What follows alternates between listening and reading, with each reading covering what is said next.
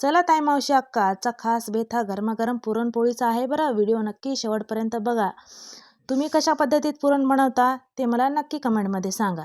इथे मी चण्याची डाळ शिजत टाकली, त्याच्या 5-6 शिट्ट्या केल्या आणि अशा पद्धतीत शिजवली. मी चाळणीचा वापर करून पुरण मॅश करत आहे. तुम्ही कसं करतात नक्की मला सांगा.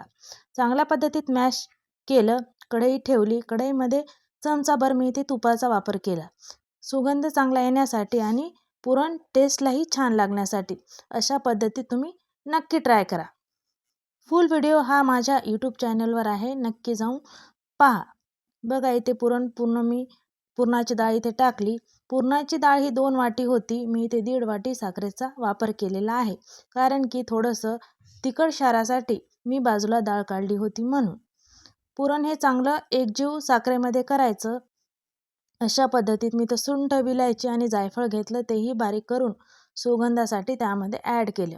तुम्ही काय काय टाकता नक्की मला सांगा. तुमची पद्धत कशी आहे ती मला शेअर कर. अशा पद्धतीत गरगर फिरून घ्यायचं. पुरण हे शिजलं का नाही म्हणून असं उलथणं त्यामध्ये टाकायचं.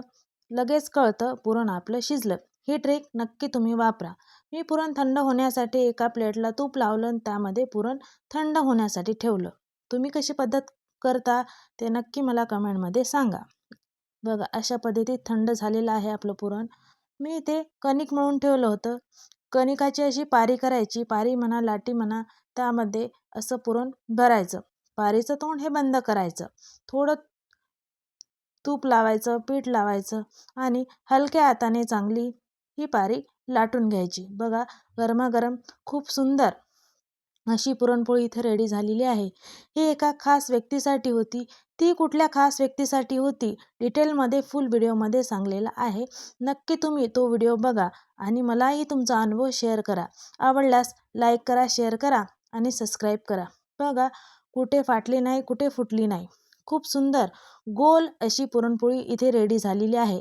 आवडली का तुम्हाला? नक्की ट्राय करा. बघा गरमागरम पुरणपोळी आणि त्यावर तुपाची धार खूप बढिया, खूप चांगली लागते. कशी झाली बघा. खा, स्वस्त राहा.